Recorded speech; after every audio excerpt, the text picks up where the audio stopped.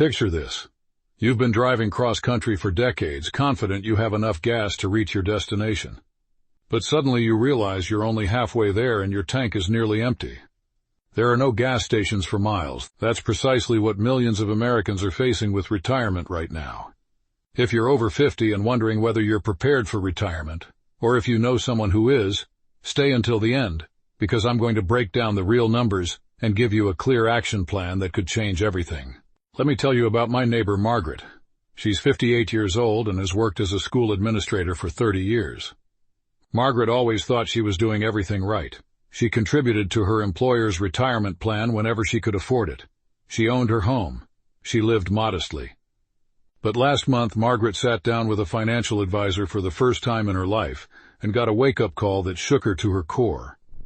The advisor told Margaret that based on her current savings, she would need to work until she's 75 to maintain even half of her current lifestyle in retirement.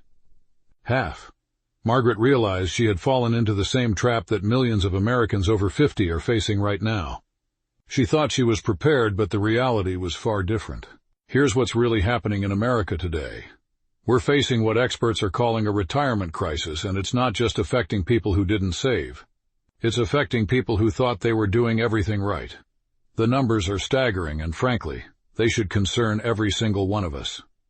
Let me give you the real-world analogy that makes this crystal clear. Think of retirement savings like training for a marathon. 30 years ago, the marathon was maybe 15 miles long. People could train casually, maybe run a few miles here and there, and still finish the race. But today's retirement marathon is more like running 50 miles. The distance has changed dramatically, but most people are still training like it's the old 15-mile race. Why has the distance changed? 3 major reasons. First, we're living much longer than previous generations. The average person retiring today will live 20 to 30 years in retirement, not the 10 to 15 years that previous generations experienced. Second, traditional pensions have mostly disappeared.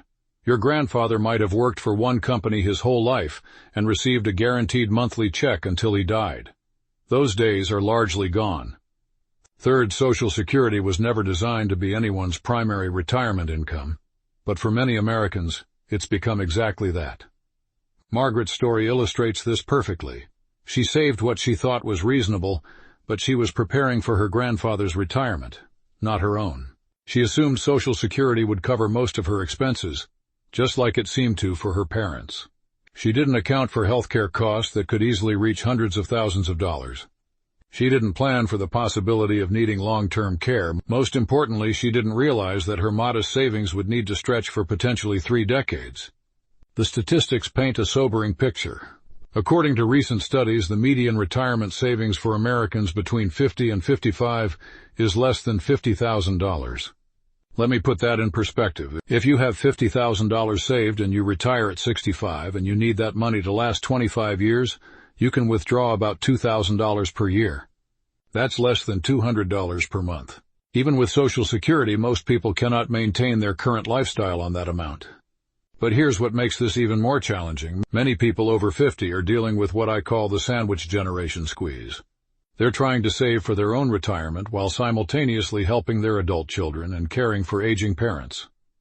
Margaret told me she spent $15,000 last year helping her daughter with a down payment on a house and another $8,000 on her mother's medical expenses. How do you save for retirement when life keeps happening around you? The traditional retirement advice doesn't account for these realities.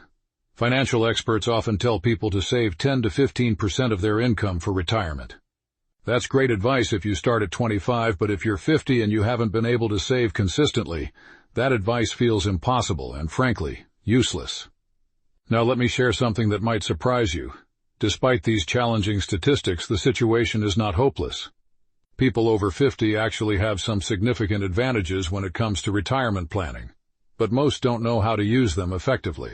Here's my 5-step approach to understanding and addressing your retirement readiness, regardless of where you're starting from. Step 1 is getting brutally honest about your current situation.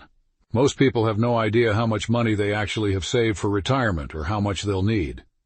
Gather every retirement account statement you have, your 401k, any IRAs, any other investment accounts specifically designated for retirement. Add them up. Write down the total number. Now multiply your current annual expenses by 25. That's a rough estimate of how much you'll need saved to maintain your current lifestyle in retirement. The gap between what you have and what you need is your reality check moment.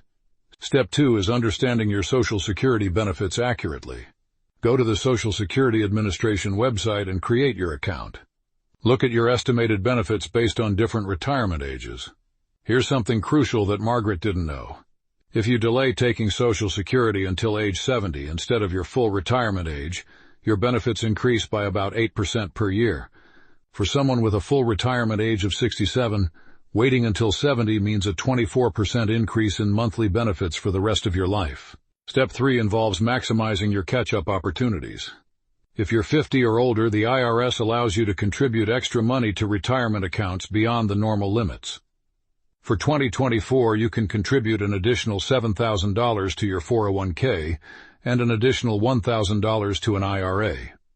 These catch-up contributions are specifically designed for people in your situation. If your employer offers matching contributions and you're not taking full advantage, you're literally leaving free money on the table. Step 4 is addressing the healthcare reality. Healthcare costs in retirement are often the biggest surprise for people. The average couple retiring today will spend over $300,000 on healthcare throughout retirement. Medicare doesn't cover everything, and long-term care costs can devastate even well-planned retirement savings. Look into health savings accounts if you're eligible. After age 65, you can use HSA money for any purpose without penalty, making it essentially another retirement account with tax advantages. Step 5 is creating your backup plan. Maybe you won't be able to save enough to retire comfortably at 65. That's okay. What's your plan B? Could you work part-time for a few extra years? Could you relocate to a lower-cost area? Could you downsize your home and use the equity to supplement your retirement? Having a realistic backup plan removes the anxiety and gives you options. Let me tell you what happened with Margaret after she implemented these steps. She discovered she had more in retirement savings than she initially thought, because she had forgotten about an old 401k from a previous job. She learned that by delaying Social Security until 70, her monthly benefit would increase from $1,800 to over $2,200.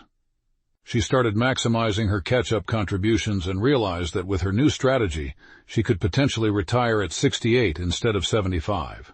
Most importantly, Margaret stopped feeling helpless about her situation.